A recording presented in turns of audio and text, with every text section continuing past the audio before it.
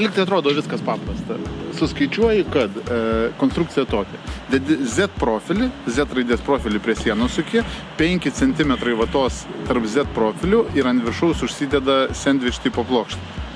Dar 10 cm, jeigu neklystu. Ir tokia suskaičiuota samata. Atvažiuoji ir pradedi matuotis, visa plokštuma turi būti lygiai. Kai stiklas visą plokštumą. Nuokrypiai, kur 5 cm vatos turi dėtis, nuokrypiai per visą sieną 15 pasidaro. 10 cm išsikaupė sieną. Tai tu primes, kiek mums suskaičiuojam su 5 cm vatos, plus 10 cm eina. Tai aišku, derinis užsakovo, keiti samatas, dadedi papildomus darbus, kažkiek daugiau apmoka, bet kiek visokių yra nuo to, kaip skaičiuoji, iki tada, kai dirbi. Ir paimk, pavyzdžiui, kad ir vidurkis 5 cm nuokrypis, o yra kokie 200 kvadratų. Tai yra, 200 kvadratų. 100 kvadratų, 5 kubų. 200 kvadratų, 5 cm nuokrypis, 10 kubų. Na, aišku, nėra daug, kiek tas kubas, 25 eurai. Tai 10 kubų 250 eurų. Bet esmė tokia, kad ne pačioj medžiagoj tas visas, kaip pasakyti, blogumas statybininkui.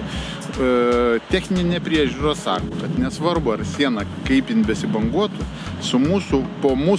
mūsų vata turi būti sudėta lygiai, nesuspausta, nesuglamžyta, o jau kai sudedam vatą, jau turi pasidaryti lygiai plokštumą. Kaip sudėta vata, kai 5 cm dėdi vienoje vietoje lygiai 5 cm ir paskui nuo 5 eina link 10. Kaip tą vatą atsipjaut, kad jos nesuglamžyto, kad viskas būtų užpildyta? O tu kaip padarot iš tikrųjų? Taip ir daro, pjausto.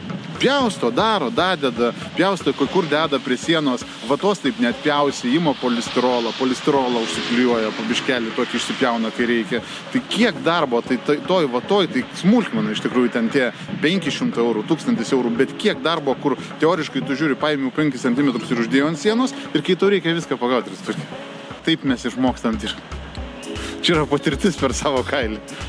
Tai dabar mes ir tikrinam, daug ką žiūrim, dabar net netikrinam, ką dabar darom, o kitam objekte galėsiu parodysiu. Mes iš karto įsivedam punktus, kad 5 cm vatos, prašo 5 cm vatos. 5 cm vatos kainuoja tiek ir tiek.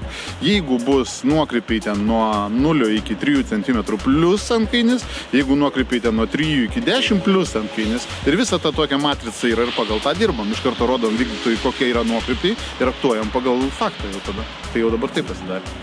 Čia to nebuvo. Tokio dalyko iš mano kaip iš statybininko pusės mums nereikia tų papildomų pinigų.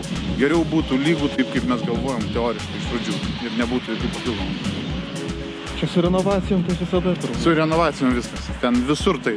Visur tie nuokrypiai dideli.